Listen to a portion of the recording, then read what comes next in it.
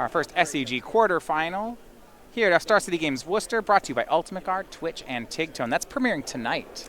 Very excited about that. I've heard it's a weird-ass show. Yeah.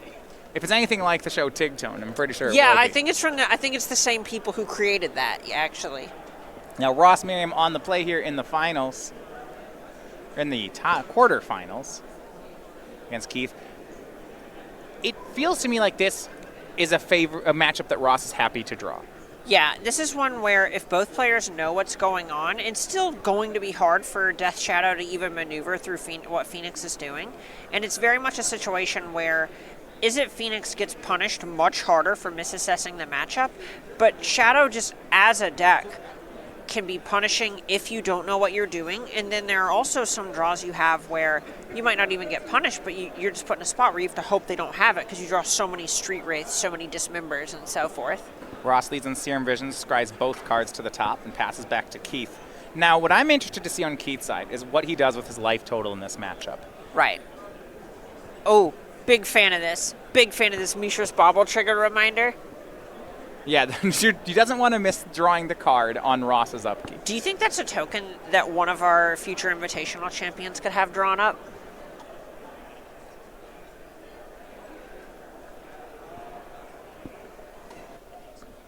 Yeah, he's going to sacrifice Mishra's Bauble. Manamorphose is the top card. Ross knows that when he put it there. Fair magic. Yeah. Fair when your magic. Is It Phoenix opponent scries top, and the top card is Manamorphose. How concerned are we? Ross has a second land, Okay. first of all. Second of all, the next card could be anything and you're in trouble. Well, here's Inquisition of Kozilek, and it is a full 3 damage from Keith going to 17.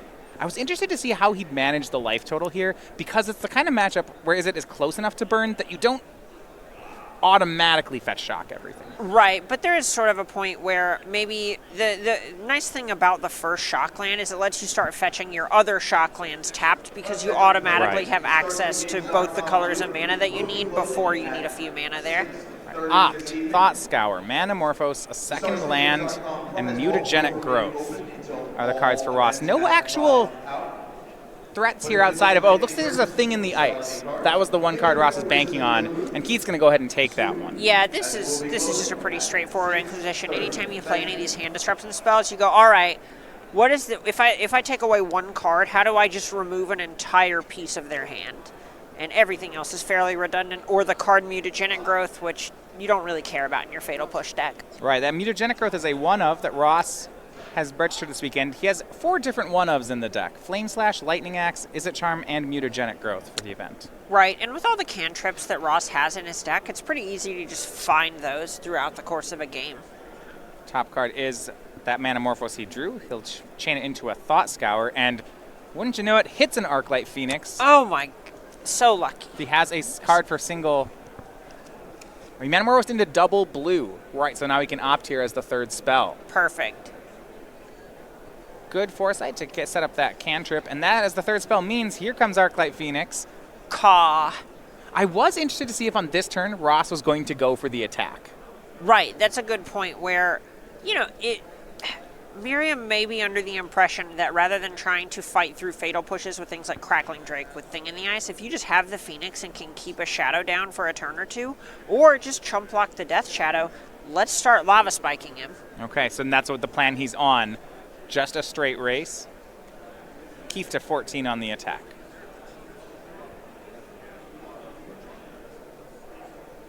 Yeah, the worry is as Ross deals more damage, Keith's ability to race back gets stronger thanks to the card Death Shadow.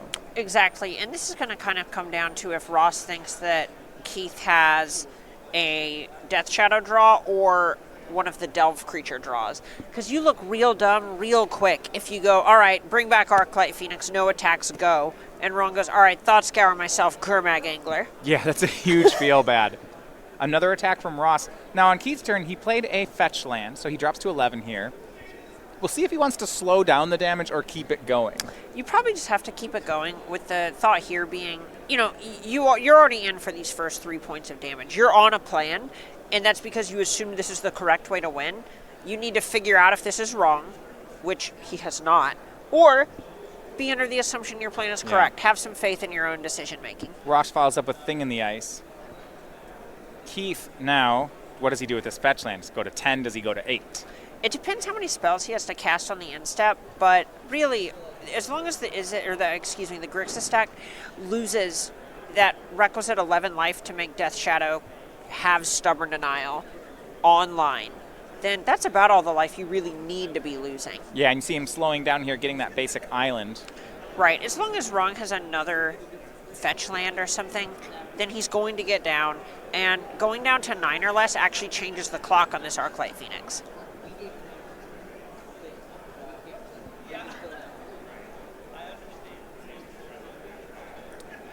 Keith going to opt here. He opts to opt. He opts to opt. Opts to opt sounds like some crappy rejected 90s board game. Four pairings for your fourth and final round are making their way to the gathering point. 2:30 modern players, please head towards the gathering point and find your seats. We are also looking for one more person. See a Stubborn Denial in Keith's hand. Right now, though, he has to just get on the board here. Looks like he decides to take the card that's on top, which is Thought Scour, and then immediately Thought Scours himself. Yeah, the assumption here is if you're not going to use the mana anyway, you just get one random card out of your deck, but you have 2 extra cards in your graveyard, which is honestly a tangible resource in your Snapcaster Mage Delve Creatures concoction. That's not too bad here.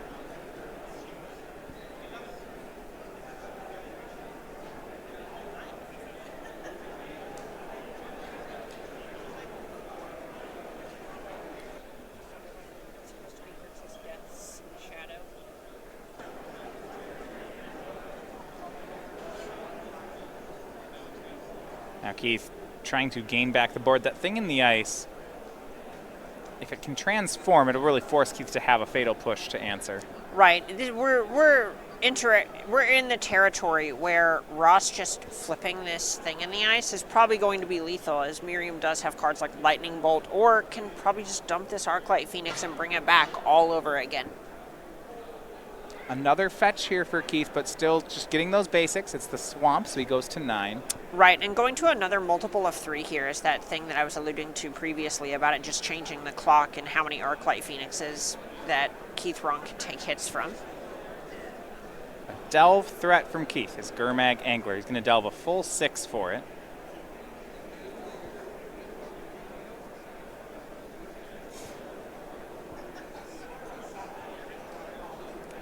Leaving just some instants here. We have Thought Scour, Opt, and Inquisition of Kozilek.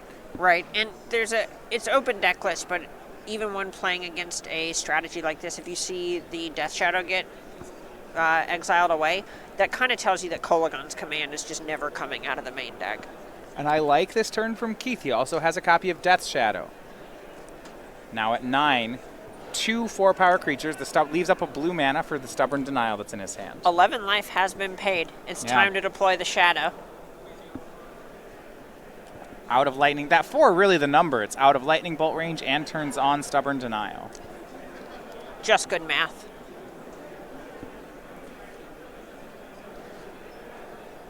I'm interested to see where Ross goes on this with now there is a Shadow and Angler in play.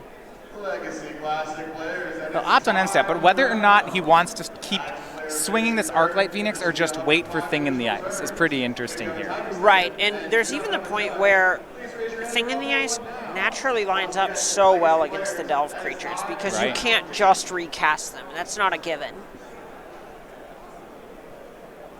Manamorphose, how Ross wants to start the turn. On Keith's side, I'm pretty interested in just Stubborn Denying this right away. Yeah, you're kind of priced into doing that just because, this is the first turn that Rong has had his, we'll say his Fatal Push shields down. Right. And that Ross knows that he can just go for it with this Thing in the Ice. Right, if Thing in the Ice transforms into Awoken Horror, that's the end of the story. Yeah. Game is effectively over at that point.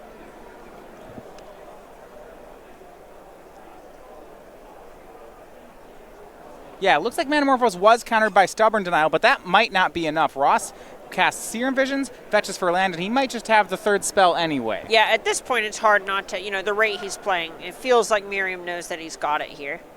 Yeah, the card's going to be Faithless Looting, so a transform. Now, it's not lethal immediately, as Arclight This Phoenix lets is him back in the discard hand. the Phoenix with the Faithless Looting. Oh, right, so trigger. Okay, let's talk about This the is order 3 of the spells. stacking here, right? Yeah. So, Awoken Horror transforms with Faithless Looting on the stack, puts his Arclight Phoenix back in Ross's hand, then he draws 2 discards, goes to combat, brings that very same Phoenix back, and that is lethal for game number 1. Wow. That was a fast turnaround there, even through a counterspell. Yeah, I like how specifically ending that on Faithless Looting presents the lethal that turn. Yes, that was some good sequencing from Ross. So, Ross Merriam picks up game 1 here in the quarterfinals with Is It Phoenix. Got out ahead on the board. The card Thing in the Ice looking very impressive. Yeah, Thing in the Ice is just one of the more important cards in the matchup. If Keith isn't able to find an early copy of Fatal Push to take care of it, it just kind of sits there and reminds Keith, hey, death's coming. It's coming. So let's look at Keith's sideboard. He still has the 4 Fatal Pushes to deal with Thing in the Ice, but if he can get extra answers, I think he'd like to find them. Right, there are a couple of cards in here that are kind of going to... It's going to rely on how Keith wants to try to posture himself in the matchup. The big things that we're looking at here, Snapcaster Mage lets him grind a little bit more if that's what he's interested in doing. And on the other side, it also just gives him more copies of specific cards that are more important. So having that turn 1 Fatal Push into turn 3 Snapcaster Fatal Push if Merriam ends up having more copies of Thing in the Ice. Surgical Extraction is something that helps him cover bases. It helps him make sure that he doesn't just get got by those Arclight Phoenixes. And then from there, maybe just some things that break up the number of resources that Merriam has access to, like Stubborn Denial. Well, a fast game 1 there for Ross, and this matchup going all sorts of ways for Is It Phoenix. We mentioned that the one other quarterfinal had the same matchup between Tarek Patel and Tom Kessler. That match is already done. A 2-0 win from Tarek Patel. He was the Is It Phoenix pilot as well. Moves him into the semifinals. So Tarek will be playing the winner of this match. That did not take long. No. Now, as we've been talking here about Ravnica Allegiance this weekend, that is now available for pre-orders. SCG has a price here, not the MSRP, our special price here, which is available for pre-order on our website. And if you're a member of SCG Premium, it is even cheaper than that. You can order it today, and it will ship Friday, January 25th. Find out at starcitygames.com/RNA. I'm so excited for this new set. I know it's going to sound like I'm supposed to say that. You know, I have the microphone, but this is seriously one of the most exciting standard sets that I've seen in a very long time. I like the Gruul cards. They're in this one. That's all? That's it. I mean that's enough. I'm in at that point. Wow. Look, I am a proper Simic magician, and I'm very excited for all kinds of new things to use a Hadana's Climb to abuse. Hadana's Climb is a card that I think is in a position to shoot up here. Oh, yeah. As far as how much we see it in standard. All of the adapt things just care that they get +1 counters They put don't on care them, not where. how. Yeah. Yeah, there's one that loots, there's one that searches for more, there's one that becomes almost a Gilded Lotus. Yeah. There's a lot of exciting stuff there. Whew. So going with the sideboards, let's look at Ross's sideboard. He's up a game. He has 2 Paths to Exile. He has 2 of those Stony Silences we mentioned that everybody seems to have this weekend. Simmer's Rejection, Dispel, Spell Pierce, Snapcaster Mage, Surgical Extraction, Abrade, Blood Moon, and EE. All right. Now, Blood Moon, that's new to the deck, and actually something I like against Grixis Shadow. Yeah, it's something where we saw this actually when Shadow was one of the bigger decks. We saw the Sun and Moon deck kind of just punk it out sometimes. So going, oh man, did you fetch those all big, bad, painful lands that turn on your creatures? That's such a shame. This was going to be so hard for you.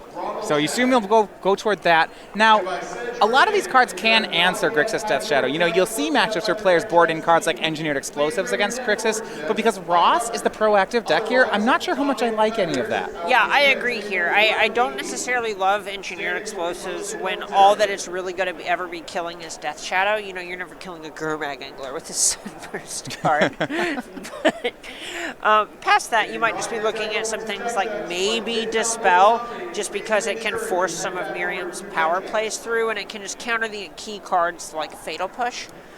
But past that, I'm not super excited about anything past maybe Snapcaster Mage. You could also make a point for Path to Exile just because it's better than Flame Slash in a lot of scenarios, and if Ross feels like searching up the Hallowed Fountain's free anyway. Yeah, I do like that Path to Exile cleanly answers Death's Shadow and Gurmag Angler, something that Ross's deck is a point short of doing. Exactly. It's not something that he's necessarily excited about, but a lot of times when you're sideboarding, you're not just boarding out your dead cards for your live ones, it's kind of just upgrading cards for the matchup as well. Yeah, I see things like Lightning Axe and Flame Slash and Mutagenic Growth and feel like there's going to be room for these Path to Exiles. Yeah, I good grief, I really hope this Mutagenic Growth is not in his deck postboard. I thought you loved that card last time we saw it. Wow, that should tell you. Just so changing your mind. Just what can I say? I'm so changeable. I'm a shapeshifter, Matthias. Haven't you seen my token? All right, we're going to board out this Mutagenic Growth then. Who plays that card? Dummies like me. You got to just I'm all confused now. I'm all creature types.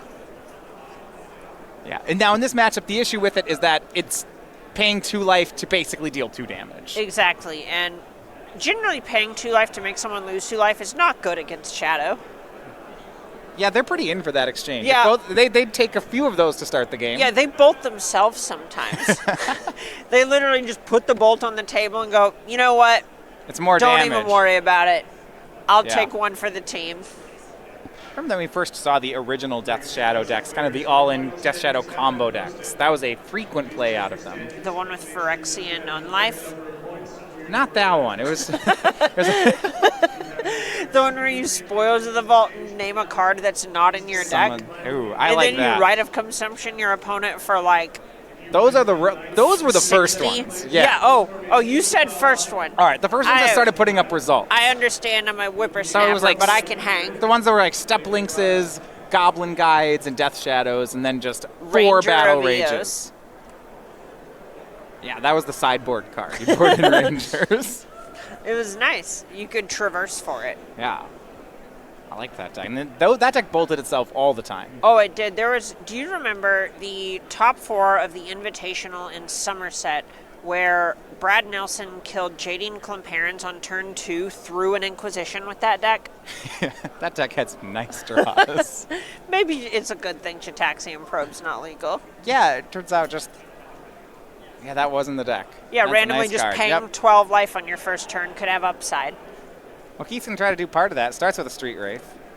What is 2, if not 1 digit away from 12? That's true. I'm forgetting that this was a deck where we had twice the number of Street Wraiths in it, and you just had the broken start so much more. Oh, yeah. People go, oh, this is a worse this is a worse that, but people just don't really appreciate redundancy. Now, Ross starting on Serum Visions, Keith does have a Stubborn Denial in hand, which he's going to use. Yeah, he had a Thought Scour, so there's a moment to pause there.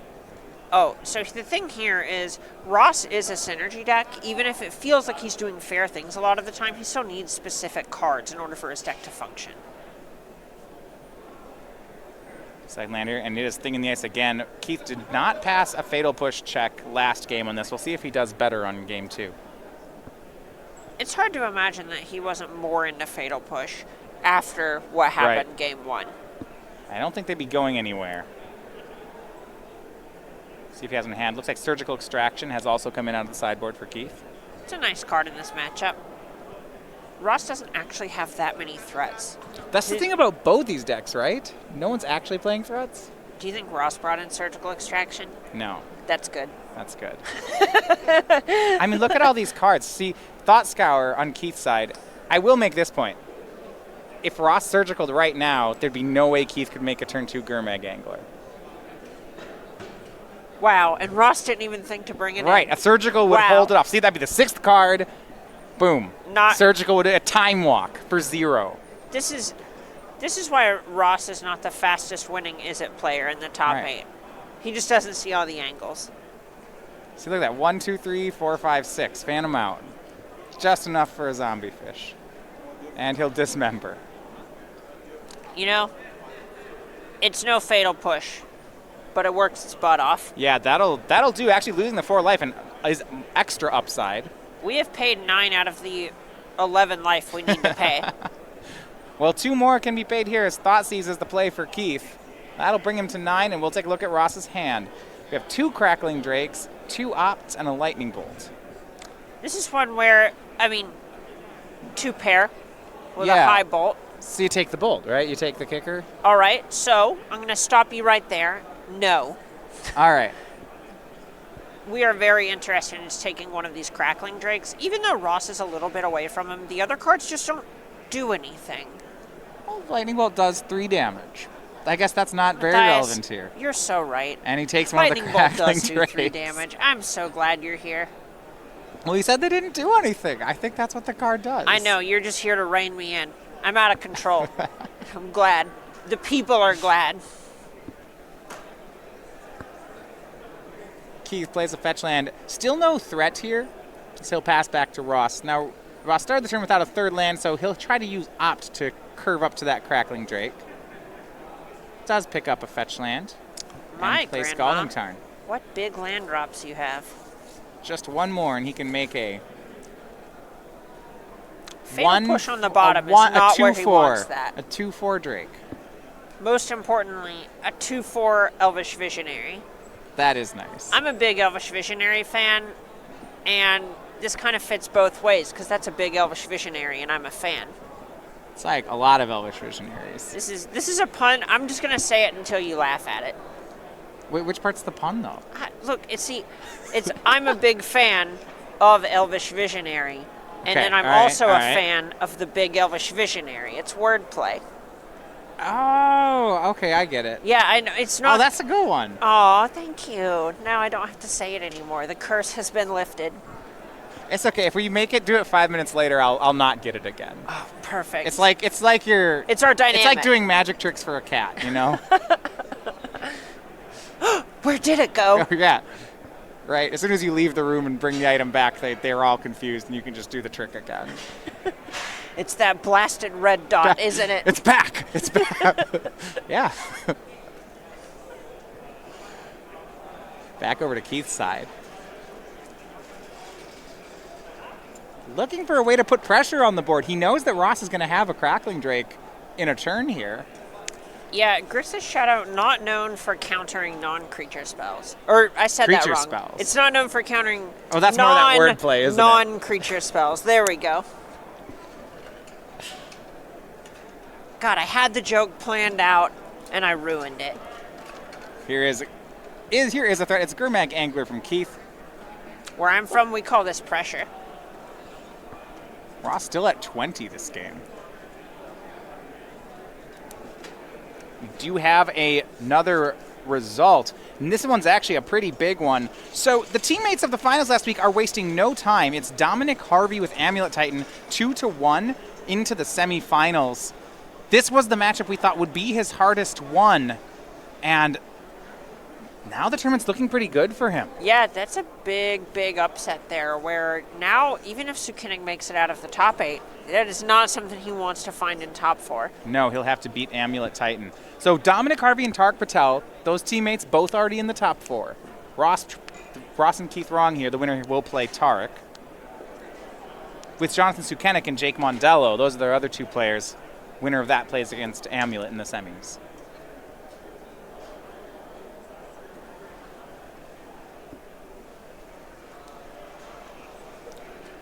So the Angler and a pass from Keith. A few cards left in hand. Ross going to fetch here.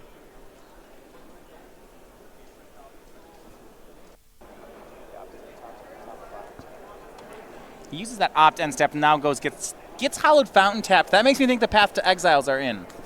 Oh, there's a path, all right. Is it in his hand? No, it's to exile. Okay. Path to Exiles just have a signpost on the card. It's one of those coming. arrows. It's coming. Lightning Axe from Ross in his hand. That's going to line up very well.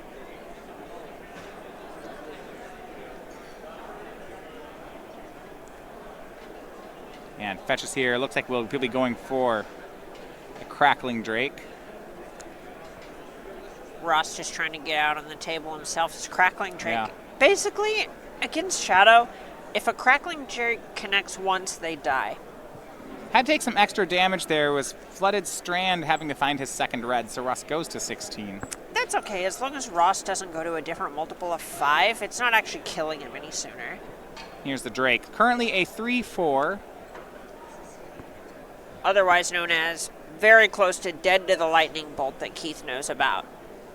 Real close to dead to the lightning bolt. Just one spell away from dead to the Ross lightning probably doesn't bolt. have another spell, right? How many of those could he play? This deck was originally called Is It Spells, right? Yeah, you know. It was...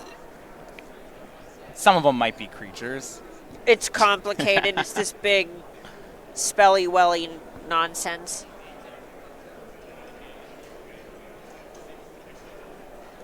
Is it pushing time? And Keith fetches down to 7, so now he is going to have an answer to that Crackling Drake, as the lightning bolt is lethal. It's hard to imagine that he doesn't have a push here or another fetch land in his hand.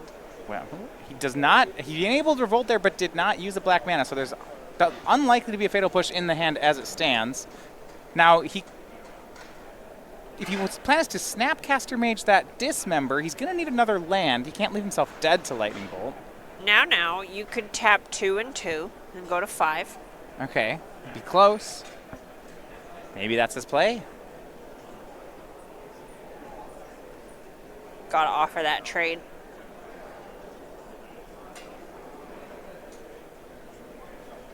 Three cards in hand for Keith. Right now, the Drake mentioned a 3-4, so Keith will attack in for 5, drops Ross to 11. And fetch for Keith to 6. We'll see if it's for that basic swamp or whether he's going to 4. Assume it's the swamp, and it is. It's down to 6. No life gain in the deck, so a second lightning bolt from Ross will force a stubborn denial. Life gain seems a little bit counterintuitive in the I need to pay life deck. And from Keith here, it is Snapcaster Mage Dismember, and he pays the full 3 mana for Dismember. But the Drake is gone, but it does mean some shields down for Keith. And there are some combinations from Ross that will send him through to the semifinals here. Ooh. Bolt and another bolt, for example. Bolt plus Bolt. Arclight Phoenix can do it. So many things that just completely turn it here. Yeah, Land and Phoenix. And a lot of cards in hand for Ross. Keith is hoping to get another turn. We'll see if this works out. Starts on the Serum Visions from Ross. Draws a card, scries 1 to the top. That's not what you want to see. When you're tapped out and they top. Yeah, and he's moving quick. Manamorphose from Ross as spell number 2. A Faithless Looting will do it. And how about 2 Lightning Bolts? That'll also do it. The 6 points upstairs. Ross Merriam is your winner, and 2 games to 0. He is on to the semifinals.